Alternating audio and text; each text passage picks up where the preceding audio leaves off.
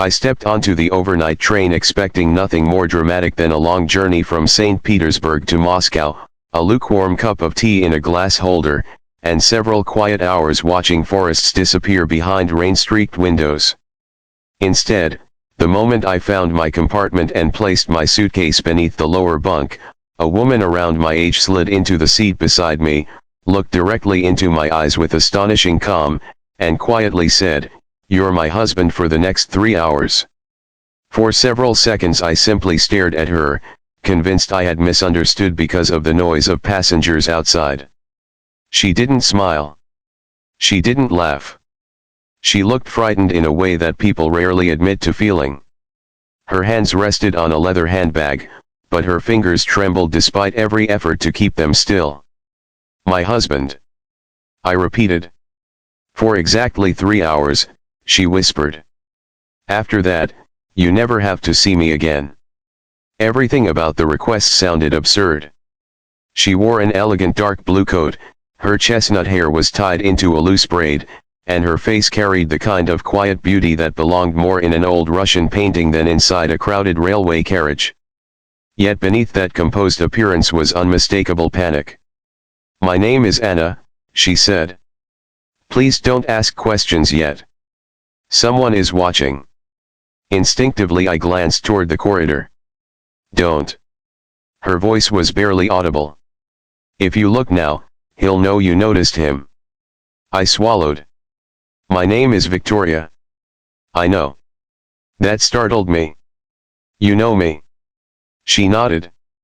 "I'll explain everything. But first." She reached for my hand. "Please." Every sensible thought in my head told me to refuse. I had spent years learning not to involve myself in strangers' problems. After my divorce, I had carefully rebuilt a peaceful life teaching English at a language school in St. Petersburg. I had learned that rescuing people often meant drowning alongside them. Yet something in Anna's eyes wasn't manipulation. It was desperation. Slowly, I allowed her fingers to wrap around mine. The change in her expression was immediate. Relief washed across her face so quickly that I almost felt guilty for hesitating. She leaned gently against my shoulder. "If anyone asks," she murmured, "we've been married 6 years." I couldn't help it. A nervous laugh escaped me. She squeezed my hand harder. "This isn't funny." The laughter disappeared instantly. Outside our compartment, footsteps approached. A tall man appeared in the doorway. He looked to be in his early 40s, dressed in an expensive charcoal coat despite the warmth inside the carriage. His gray eyes settled on Anna first before moving toward me. "There you are," he said. Anna smiled naturally. "There I am. You left without saying goodbye." I wasn't aware I needed permission. His attention shifted toward me. "And you are?" Before I could answer, Anna intertwined our fingers. "My husband." The silence that followed felt endless. The stranger examined my face carefully, as though comparing it with a memory. "I wasn't aware you had remarried." Anna shrugged. "You weren't supposed to be." He smiled politely. Unfortunately, his eyes never joined the smile. "I hope the marriage is successful." "It is. I'm happy for you." Nobody in that compartment believed those words. He nodded once before disappearing down the corridor. Only after his footsteps faded completely did Anna release a breath she seemed to have been holding for hours. "Thank you." I looked toward the closed compartment door. Who was he? My former fiancé. That answer only created more questions. "You said husband." I lied. "I noticed." She actually laughed this time, although it sounded exhausted. "I've done a lot of lying today." The train slowly rolled away from another small station, leaving behind rows of wooden houses and birch trees fading into evening mist. Anna finally began talking. 3 years earlier she had been engaged to Sergei Morozov, a respected businessman from Moscow. Everyone around her believed she had found the perfect man. Successful. Intelligent. Charismatic. His family owned construction companies throughout Western Russia, and newspapers often described him as one of the country's rising entrepreneurs. Only Anna knew the truth. Sergei never shouted. He never struck her. Instead, he controlled every corner of her life so gently that nobody noticed. He chose her clothes. He approved her friends. He managed her bank accounts for convenience. He convinced her that every independent thought she had was evidence she wasn't mature enough to make decisions. By the time she realized she no longer recognized herself, she had already lost nearly everyone who had once loved her. I left him 8 months ago. Then why is he following you now? She stared through the train window. Because I inherited something. My grandmother's apartment. I frowned. An apartment. It isn't the apartment. What is it? She hesitated. My grandmother kept journals. So. Sergei believes they contain information worth millions. I waited. They don't. How can you be sure? Because I've read them. What do they contain? Anna smiled sadly. My grandmother's love story? That answer made no sense. Sergei certainly wasn't chasing someone across Russia for romance novels handwritten by an elderly woman. Unless he doesn't believe you. No. What does he think? He believes my grandfather hid evidence connecting powerful businessmen with illegal land transfers during the 1990s. I blinked. And there is no evidence. You've checked every page. So why doesn't he stop? Anna looked directly into my eyes. Because greed rarely listens to truth. The train continued through endless forests painted silver beneath gathering clouds. For nearly an hour we spoke quietly about ordinary things. She asked why I became an English teacher. I admitted it happened accidentally after university. She confessed she once dreamed of becoming a violinist before practical life buried impossible ambitions beneath bills and responsibilities. Little by little, the fear in her expression softened. Then everything changed. A conductor entered our compartment. Tickets, please. We handed them over. The conductor glanced between us. Mr. and Mrs. Anna answered instantly. Petrov. The conductor frowned. This ticket says Victoria Lebedeva. I felt Anna tense beside me. Without thinking, I smiled. We never changed her surname after getting married. Too much paperwork. The conductor chuckled knowingly. My wife refused to. He punched our tickets and continued onward. Only after he left did Anna whisper. Thank you. You almost gave us away. I know. She looked embarrassed. I've never lied well under pressure. I noticed that too. For the first time since boarding the train, she smiled without sadness behind it. 3 hours. That had been the agreement. We still had 1 hour remaining. Rain began tapping softly against the windows. Passengers settled into conversations, books, and tea. Somewhere farther down the carriage, an elderly man quietly played an old Russian melody on a harmonica. Everything felt strangely peaceful. Then Sergei returned. This time he wasn't alone. 2 railway security officers accompanied him. I'm sorry, one officer said politely, we need to verify a few identities. Anna's fingers became ice cold. Sergei folded his arms. I believe this woman may be traveling under false circumstances. The officer looked toward us. Identification, please. I handed mine over. Anna did the same. The officer examined both documents. You have different surnames. Yes. When did you marry? Before I could invent anything, Anna answered. 6 years ago.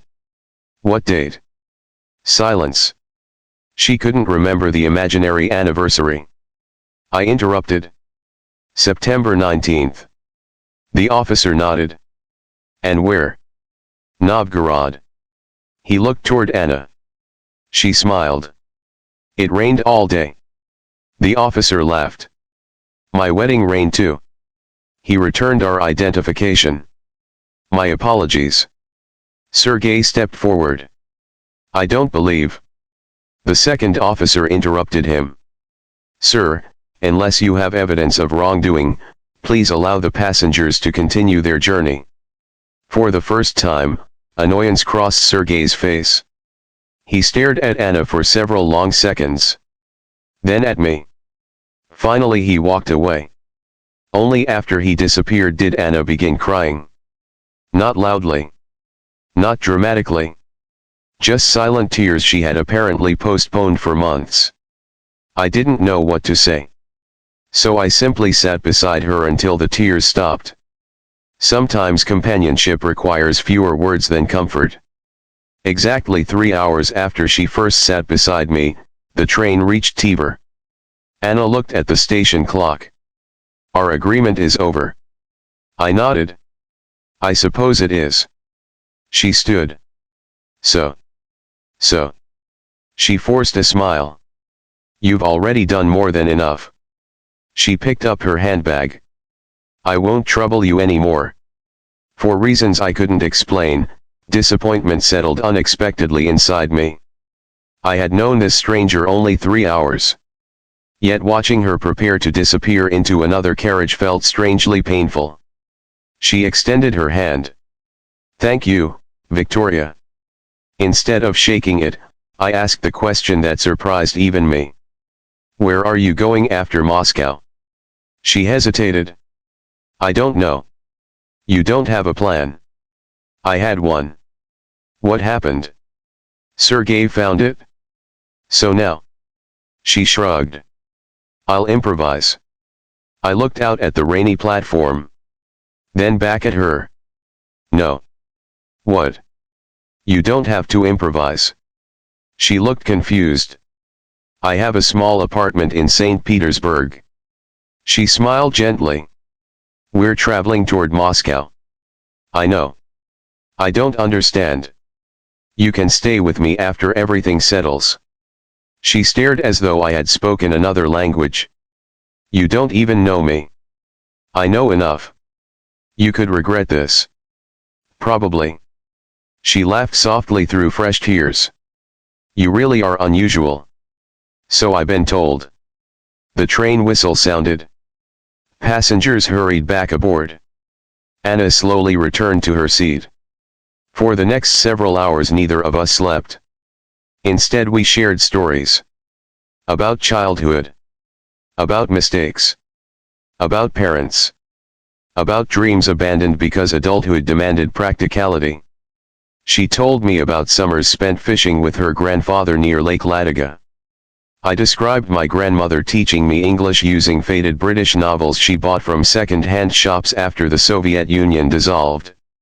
By sunrise we no longer felt like strangers pretending to be married.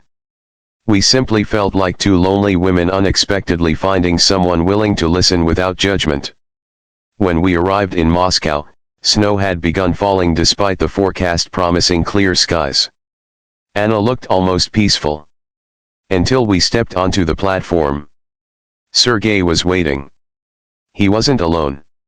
Several well-dressed men stood nearby. None wore uniforms. None smiled. Anna froze. We have to leave. I took her hand. Run. She nodded. We disappeared into the morning crowd, weaving through travelers dragging suitcases across wet platforms. I had never run through Moscow's Leningradsky railway station before, but fear creates remarkable stamina. Outside, taxis lined the street. Anna suddenly pulled me toward the metro instead. They'll expect a taxi. We descended into the underground station just before the train doors closed behind us. Only then did either of us breathe. Across from us sat an elderly woman knitting a blue scarf. Several university students argued cheerfully about football. Life continued as though nothing extraordinary had happened. Anna leaned against the window. I'm sorry. For what? I've dragged you into my disaster. You didn't drag me. I absolutely did. I chose to stay. She looked away. I don't deserve that. No. She frowned. What? You deserve better. She didn't answer. 2 days later everything became even stranger. Anna insisted on showing me the journals hidden inside her grandmother's apartment. The apartment itself was tiny, filled with old wooden furniture, embroidered tablecloths, faded photographs, and the comforting smell of black tea and old books. The journals occupied an entire shelf. 34 notebooks. Every page filled with careful handwriting. At first glance they truly contained nothing except memories. Recipes. Family arguments. Descriptions of snowy winters. Letters never sent. Stories of first love. I almost laughed at Sergei's obsession. Then one notebook slipped from the shelf. A folded photograph fell onto the floor. Behind the photograph, a map. Anna unfolded it slowly. Neither of us spoke. Hidden beneath the photograph was a handwritten note from her grandfather. Not evidence of corruption. Not secret bank accounts. Instead it revealed something infinitely more valuable. A forgotten village church scheduled for demolition decades earlier had concealed hundreds of family heirlooms entrusted by local residents during difficult times. Many families had perished before reclaiming them. Her grandfather had secretly preserved the location, hoping one day surviving descendants could recover what belonged to them. Anna covered her mouth. My grandmother never knew. You think so? She would have written about it? Suddenly everything made sense. Sergei had spent years chasing rumors. The truth had survived only because nobody realized what they were actually searching for. Weeks later authorities supervised the recovery. Dozens of families reclaimed medals, photographs, jewelry, handwritten letters, wedding rings, military decorations, and icons believed lost forever. News channels called it one of the most remarkable historical recoveries in years. Sergei received nothing. Because none of it had ever belonged to him. He eventually disappeared from our lives. Not dramatically. Not with revenge. Simply forgotten. Greed rarely leaves behind anything worth remembering. Months passed. Anna moved temporarily into my apartment in St. Petersburg. Temporary became comfortable. Comfortable became home. One snowy evening she stood in my kitchen preparing borscht while humming an old melody her grandmother loved. I watched her laughing over nothing in particular and realized something extraordinary. The woman who had once sat beside me asking for a pretend marriage had slowly become the family I thought I had permanently lost. One Sunday morning she handed me a small wrapped package. What is this? Open it. Inside rested 2 silver rings. Not wedding rings. Friendship rings. Simple. Elegant. Engraved inside each band were 4 words. 3 hours changed everything. I couldn't stop crying. Neither could she. Years later people sometimes ask how we met. Most expect an ordinary answer. Perhaps through work. Mutual friends. University. Instead I smile every single time. Because the truth sounds too unbelievable to invent. A frightened stranger sat beside me on a train crossing Russia, took my hand without warning, looked into my eyes, and quietly said, "You're my husband for the next 3 hours." Neither of us could have imagined that those 3 impossible hours would become the beginning of a lifetime defined not by fear, but by trust, courage, healing, and the remarkable miracle that sometimes the family waiting for us is found not through blood, not through fate alone, but through one unexpected decision to believe a stranger when every logical reason tells us to walk away.